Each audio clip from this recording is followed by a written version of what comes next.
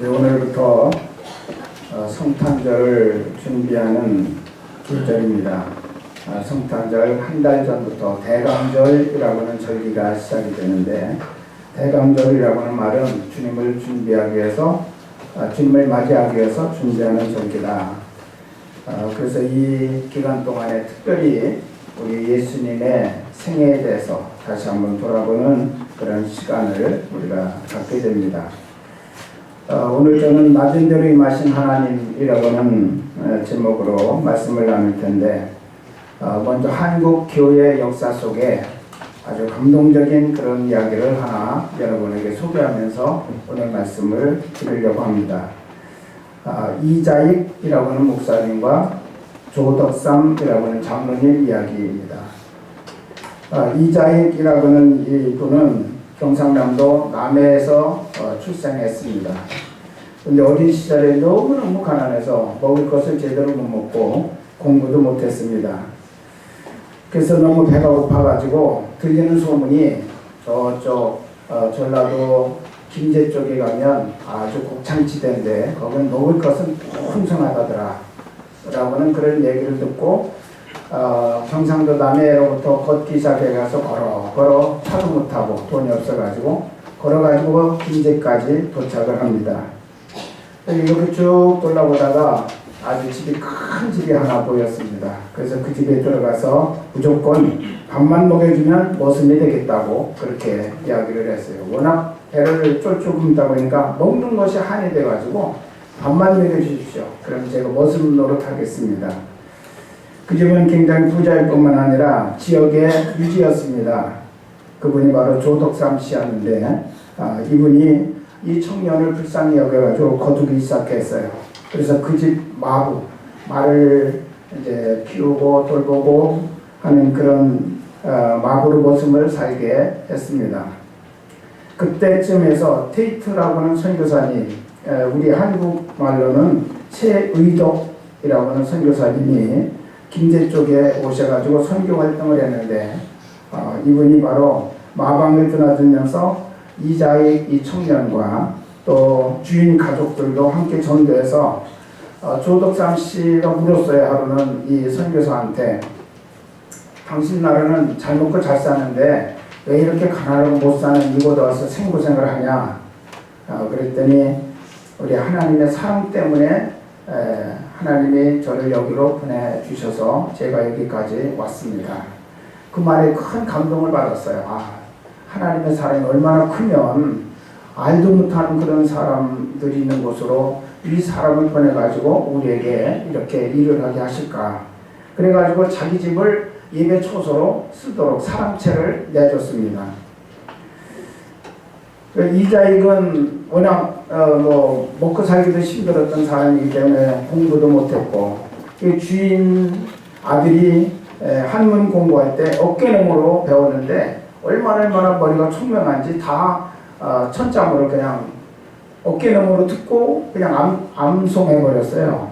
그 정도로 머리가 이제 좀 총명하고, 그래서 이 주인 조덕삼 씨가 이 아이를 아주 예쁘게 보았습니다. 그래서 같이 아들하고 공부할 수 있는 기회를 자꾸 이제 준 거예요. 그러다가 이제 이 테이트 선교사님이 선교 활동이 자꾸 이제 많아지고 그 반경이 넓어지다 보니까 한 곳에만 머무르면서 주일 예배를 드릴 수 없게 되었습니다. 그래서 순회하면서 여기저기 이제 예배를 인도하기 때문에 이곳 교회에만 머물 수가 없어서 여기 주일 예배를 인도할 수 있는 사람을 하나 세우기로 했는데 그 사람이 바로 이자익 청년이었습니다. 그래서 조사라고 하는 직함을 줘가지고 그때는 영수, 조사, 또 장로 이런 직함이 있었는데, 영수라는 말은 지금 표현하면 아마 장로교로 따지면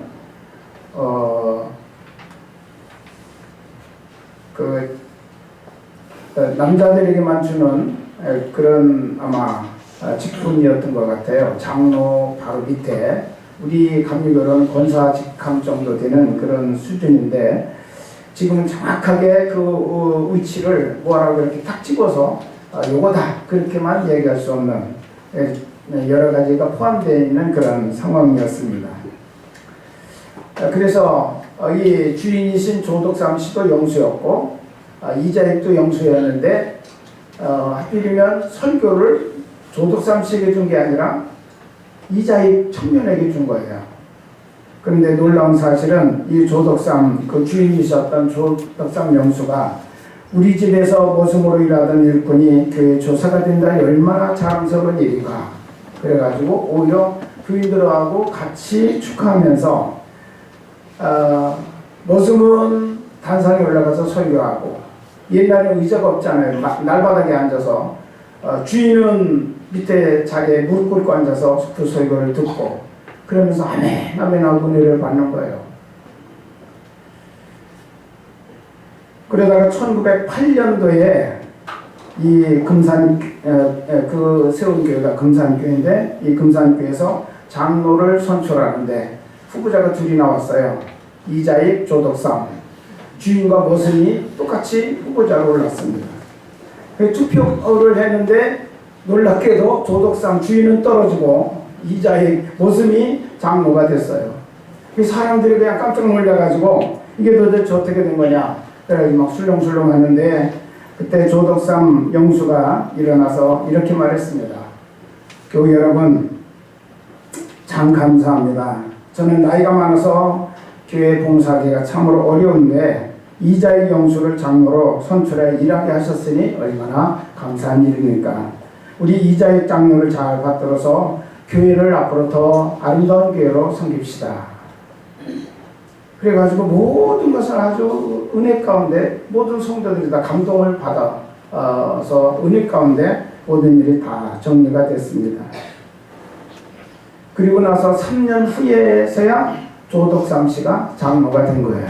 그 후로 나중에 선교사 추천으로 이자익 장로 머리가 이제 총명함을 보고 선교사가 너 신학 공부해라. 그래서 추천을 해서 평양신학교에 이제 가게 됐는데 그 모든 재정을 조덕삼 장로가 개인으로 후원해가지고 그 청년을 신학 공부를 시켜서 이제 목사가 되게 했습니다.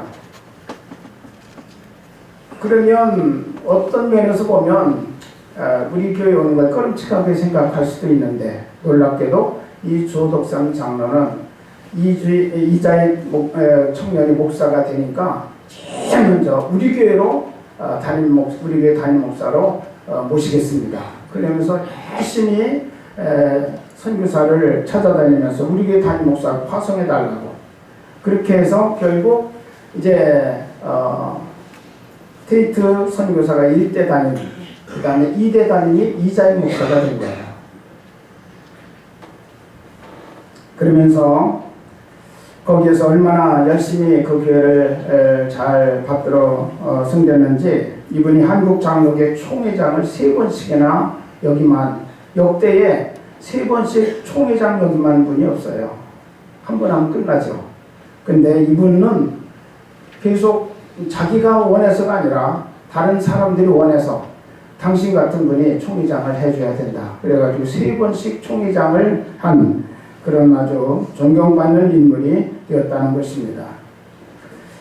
겸손한 마음으로 낮아져서 모스민 이자익 목사를 잘 받들어 섬겼던 조덕삼 장로는 집안 대대로 하나님의 축복을 받아서 그 자녀들이 크게 쓰임받는 그런 일꾼으로 하나님께서 영화롭게 하셨고 또 기독교 역사에 그 이름들이 남는 그런 가문이 되었다고 여러 가지 기독교 역사를 보면 나오고 있습니다. 오늘 빌립보서 2장 3절을 보면 너희가 다툼과 허용으로 하지 말고 오직 겸손한 마음으로 자기를 낮추고 남을 각각 낮게 여기라. 이게 바로 예수 그리스도의 마음이라는 거예요. 그러면서 너희에게도 이 마음을 다 품으라고 5절에서는 말씀하고 있습니다. 오늘 우리가 읽은 본문 말씀은 사도 바울이 우리 빌립보 성도들에게 성탄절의 주인공이신 예수님이 어떤 분인가를 가장 잘 가르쳐주는 아주 귀한 말씀인데 성탄절은 구세주로 오시는 예수님을 영접하고 축하하며 온 세상이 선포하는 가장 큰 축제일로 우리가 알고 있습니다. 그렇지만 우리가 때로는 구주 성탄의 의미와 가치를 우리가 잘 모르고 그냥 세상의 상술의 분위기에 끌려서 하나의 절기로 지나가고 많은 경우들이 참 많이 있다는 거예요. 그래서 오늘은 우리가 낮은 데로 임하신 하나님이라고는 제목으로 우리가 은혜를 나누고자 합니다. 우리 하나님께서 정말 하늘의 영광 가운데 계셔야 될 그분이 낮은 곳, 구체적으로 어떻게 그분이 낮아지셔가지고 우리 가운데로 오셨는가를 오늘 말씀 속에서 우리가 같이 나누기를 원합니다. 첫째로 그분은 성육신 하신 분이라고 그렇게 말씀하셨습니다. 성육신이라고는 말은 하나님이 사람의 몸으로 이 땅에 오셨다라고는 그런 뜻이죠. 7절 보니까 하나님께서 사람들과 같이 되셨다고 그렇게 말씀하십니다. 이게 바로 성육신입니다. 예수님은 본래 하나님과 동등한 분이시라고 그렇게 말씀했습니다. 창세전부터 하나님과 함께 계셨을 뿐만 아니라 하나님의 창조사역에 동참하셨던 완전한 삼위일체 하나님 가운데 한 분이심을 성경은 우리에게 분명하게 말씀해주고 계십니다. 그런데 그 하나님께서 죄에 빠진 인류를 구원하기 위해서 불완전한 인간의 몸을 입고 역사 속에 오셨다고 하는 것이죠. 이것이 바로 기독교 복음의 핵심입니다. 왜 하나님께서 사람들과 같이 되셨습니까? 인간을 죄악에서 구원하시기 위해서 인간이 당하는 온갖 부끄러움을 다 당하셨던 분이 바로 예수 그리스도이십니다. 예수님께서는 우리와 똑같이 되셨는데 거기에는 우리 인간의 몸을 입으셨다고 하는 것, 인간과 똑같이 되셨다고 하는 것, 거기에는 아주 중요한 뜻이 있습니다. 히브리서 2장 14절 이하에 보면 자녀들은 혈과 육에 속하였음에 그도 또한 같은 모양으로 혈과 육을 함께 지니심은 죽음을 통하여 죽음의 세력을 잡은 자 곧 마귀를 멸하시며 또 죽기를 무서워함으로 한평생 내어 종노릇하는 모든 자들을 놓아주려 하심이니 이는 확실히 천사가 아닌 오직 아브라함의 자손을 붙들어 주려 하심이라. 그러므로 그가 범사의 형제들과 같이 되심이 마땅하도다. 이는 하나님의 일에 자비하고 신실한 대제사장이 되어 백성의 죄를 속량하려 하심이라. 그가 시험을 받아 고난을 당하셨은즉 시험받는 자들을 능히 도우실 수 있느니라. 아멘. 예수님이 인간의 몸을 입고 이 땅에 오신 중요한 이유, 첫째는 우리 인간 하나님의 자녀들을 괴롭히는 마귀를 멸하기 위해서 오셨다. 그 다음에 마귀의 협박에 끌려서 죄의 종노릇하는 우리 하나님의 자녀들을 자유케 하기 위해서 오셨다. 또 죄를 속량하기 위해서 오셨고 마지막으로는 여러 가지 시험과 어려움에 빠진 우리 인간의 연약한 존재들을 돕기 위해서 이 땅에 오셨다. 네 가지 목적을 우리에게 말씀하여 주셨습니다. 여러분, 죽으시고 부활하심으로 죽음의 종노릇하는 자들에게 참된 자유를 허락해 주신 주님, 또한 그가 우리 사람들을 대신하여 단번에 속죄의 제물이 되시고 죽음으로써 백성의 죄를 구속하신 이것이 바로 우리 하나님이신 예수님께서 성육신 하신 가장 중요한 목적이고 그것이 바로 성탄의 축복이라는 사실을 믿으시기를 바랍니다. 하나님이 낮은 데로 임하셔서 사람과 같이 되신 그날이 바로 성탄절입니다. 나를 이해하시고 또 나를 사랑하시고 나를 만나서 나를 구원하시고 나를 새롭게 하시기 위해서 나와 같이 되신 하나님을 만나는 성탄절 절기가 되어야 될 줄로 믿습니다. 인류를 말하다 보니까 나는 거기서 빠지는 경우들이 있는데 바로 인류를 지켜놓고 바로 나예요. 나를 위해서 오셨어요. 나를 위해서 육신이 되시고 나와 똑같은 존재가 되셨다고 그와 같이 성경은 우리에게 말씀하고 계십니다. 예수님이 사람들과 같이 되신 것, 그것은 바로 나를 만나주시기 위해서 그렇게 하신 것이라는 거죠. 나를 만나기 위해서 낮은 곳으로 오신 하나님을 영접하고 만날 수 있는 그런 복된 성탄절이 되어야 될 줄로 믿습니다. 두 번째로 보면 마국간에 태어나셨다고 하는 것입니다. 여러분 7절에 보면 자기를 비어 종의 형체를 가졌다라고 그렇게 말씀하셨어요. 우리 주님이 당연히 가지고 있어야 될 권리, 하늘의 영광을 누리고 모든 사람들로부터 존경을 받고 또 찬양을 받으셔야 될 그분이 그거를 포기하였다는 것, 그것을 자기를 비웠다 그렇게 표현하고 있습니다. 자기를 비워서 인간의 낮은 몸으로 내려오셨을 뿐만 아니라 그 중에서도 가장 낮은 모습, 종의 형체를 가지셨다 그렇게 말씀하고 있습니다. 낮은 데로 오셨다는 말은 바로 가난한 데로, 죄 있는 곳으로, 소외된 곳으로, 병든 곳으로 오셨다고 하는 바로 그런 뜻입니다. 여러분, 왜 우리 주님께서 이렇게 낮은 곳으로 오셨을까요? 고린도후서 8장 9절에 이런 은혜를 우리에게 잘 표현해주는 말씀이 있습니다. 우리 주 예수 그리스도의 은혜를 너희가 알거니와 부요하신 이로써 너희를 위하여 가난하게 되심은 그의 가난함으로 말미암아 너희를 부요하게 하려 하심이라. 아멘. 여러분, 예수님은 사도 바울이 이렇게 설명했습니다. 그분은 부유하신 분이다. 권력에 있어서나 모든 것에 있어서 다 부유하신 분이다. 근데 왜 그분이 이렇게 가난하게 되셨는가? 낮은 곳으로 내려오셔서 가난하게 되셨는가? 바로 너희들을 하나님의 그 부유하심으로 부유케 하기 위해서 그렇게 가난하게 되셨다라고 말씀하십니다. 예수님은 부유하신 분입니다. 만유의 모든 것의 주가 되시는 분이십니다. 부족함이 없으신 분이십니다. 그런 분이 가난하게 되셨습니다.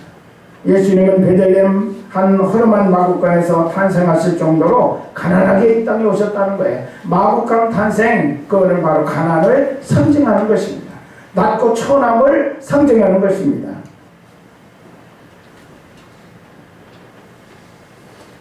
예수님이 하나님의 뜻을 이루시기 위해 오실 때 취하신 방법, 그것은 바로 자기를 비우시는 방법이었다라고 그렇게 말씀합니다. 자기를 낮추심으로 하나님의 뜻을 이루신 것입니다.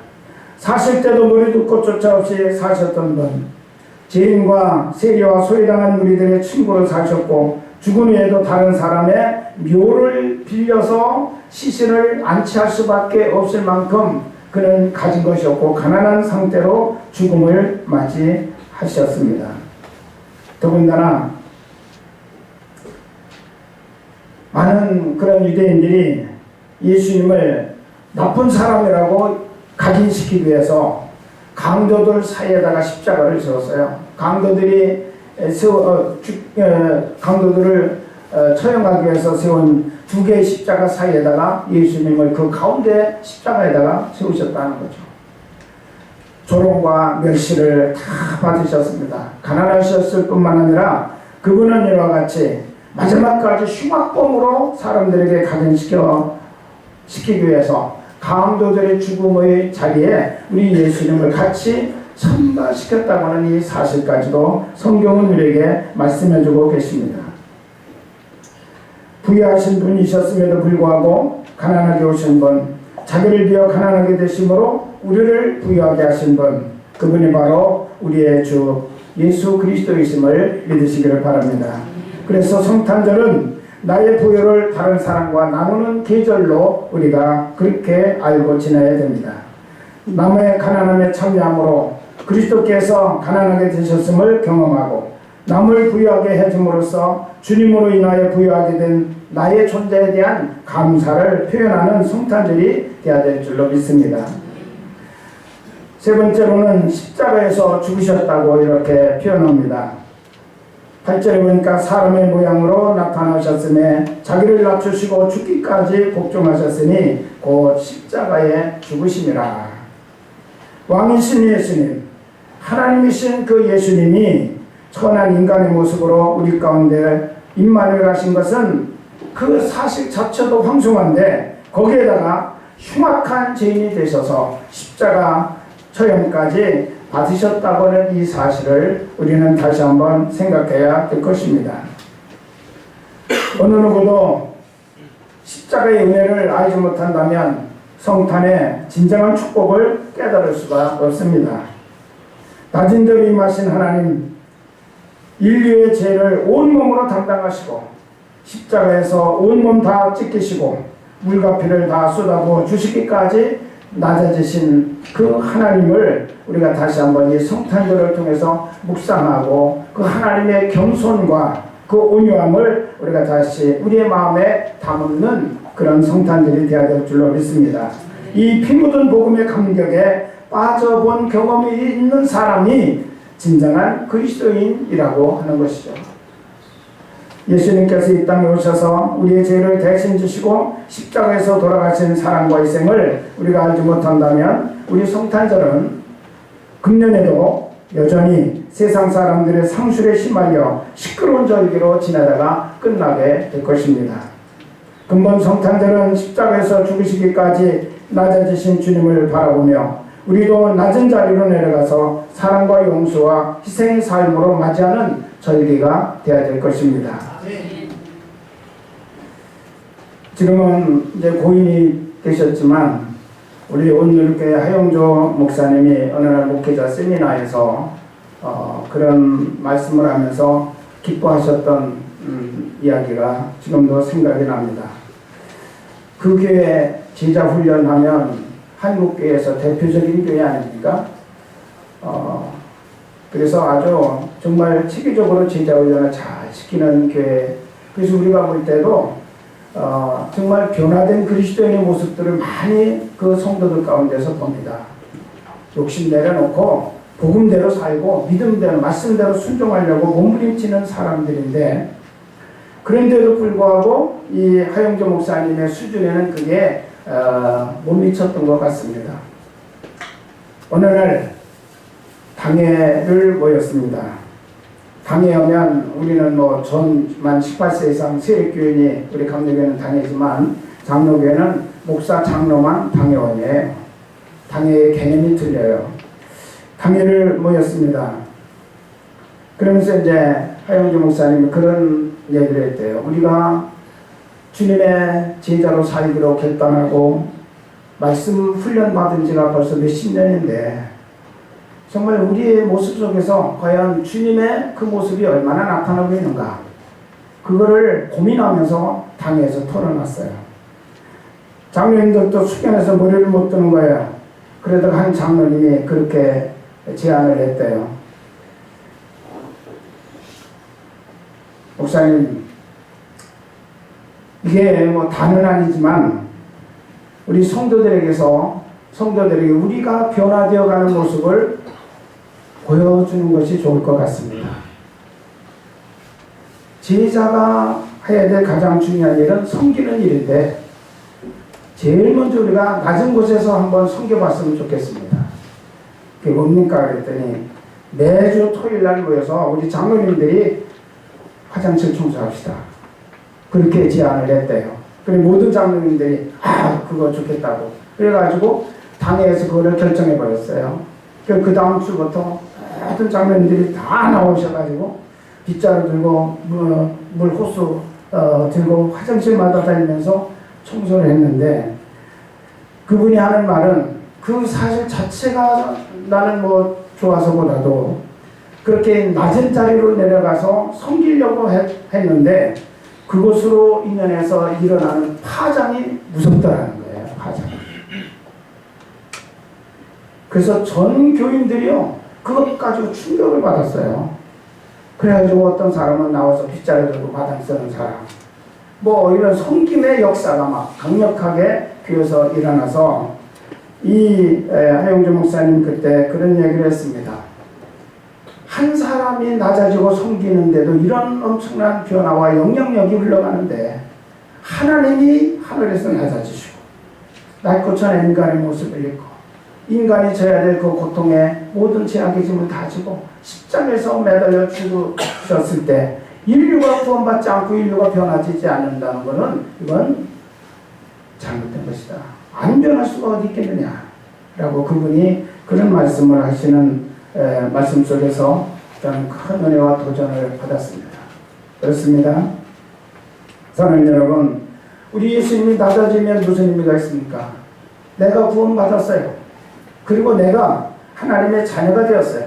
그 다음에 뭡니까? 주님이 낮아져서 우리 가운데 오셔서 내 인생을 변화시키고 내 인생을 구원하시고 나의 삶을 이렇게 복되게 하셨다면 우리도 이 축복과 이 사랑을 나누고 흘려보내야 되는 성도가 되어야 된다는 것입니다. 우리의 삶을 어디에서, 이 변화된 삶을 어디에서 우리가 드러내겠습니까? 우리는 높아지면 안 됩니다. 하나님의 사람들은 언제나 낮은 자리로 내려갈 수 있는 그런 믿음의 자세를 분명히 가져야 됩니다. 노벨상을 받았던 한 박사님이 동물 연구를 통해서 노벨상을 받은 분이 계세요. 그런데 그분이 말하기를 동물들은 철칙이대요. 각각 서로 싸우는데 자기들 나름대로 사인이 있답니다. 그래서 개는 싸우다가 자기가 자신이 없으면요 꼬리를 내리고 목을 딱 들여내놓는데요. 대개 개들은 목을 물으면 결정타를 맞는 거잖아요. 그러니까 목을 네가 마음대로 해라 그러고서 목을 딱 내놓는데 그러면 항복인 줄 알고 더 이상 공격을 하지 않는다는 거예요. 짐승들은 다 그렇대요. 자기 나름대로 사인이 있어가지고 막 공격을 하고 싸우다가도 자기 나름대로 사인을 보내, 항복이라는 사인을 보내면 더 이상 공격을 하지 않는다는 거예요. 근데 그분이 하는 말이 짐승들 세계에서도 이렇게 질서가 명확한데 똑같은 그런 짐승의 부류로도 볼 수도 있는 또 그 가운데서도 가장 영장이라고 하는 사람은 안 그렇더라는 거죠. 사람은 항복했는데 잘못했다고 했는데 미안하다고 했는데 내가 더 이상 너와 싸우지 않겠다고 했는데 내가 너에게 졌다라고 항복 결심했는데도 끝까지 쫓아가서 약점을 붙들고 늘어주고 짓밟아서 그를 완전히 KO 시켜놔야 그때 속 시원하게 생각하는 게 인간이더라. 그렇게 하면 승패는 확실하게 결정이 되죠. 너는 승자, 너는 패자. 근데 그분이 하는 말이 거기에 마지막에 그런 얘기를 했습니다. 그러나 두 사람이 다 이길 수 있는 길이 우리 성경 가운데 있고 하나님의 말씀 속에 있더라. 사랑과 용서와 그리고 격려.